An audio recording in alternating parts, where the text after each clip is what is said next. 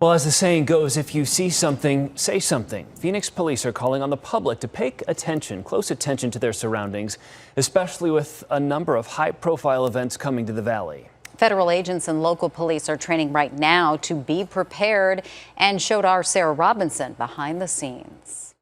With Phoenix gearing up for multiple large-scale events like the Super Bowl, the FBI and local and state agencies are working to protect the public against bombs, because even a small one has the power to do this. Information is power. We would rather prevent a crime than to solve a crime. Operation Flashpoint.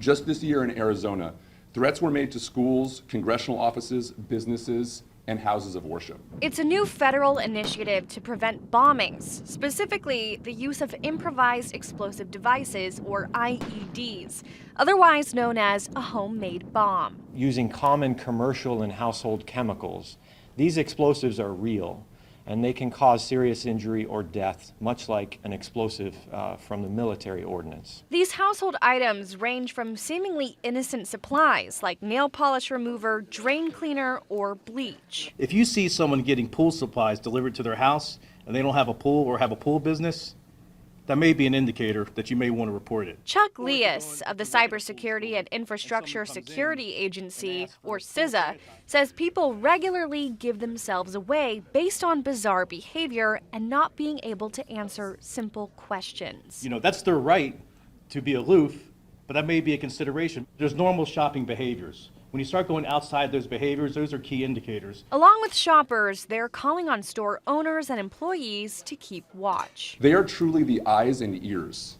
who know their product, know their customers, and are best positioned to identify suspicious behavior and report it effectively. They were made from products that are readily available in the community.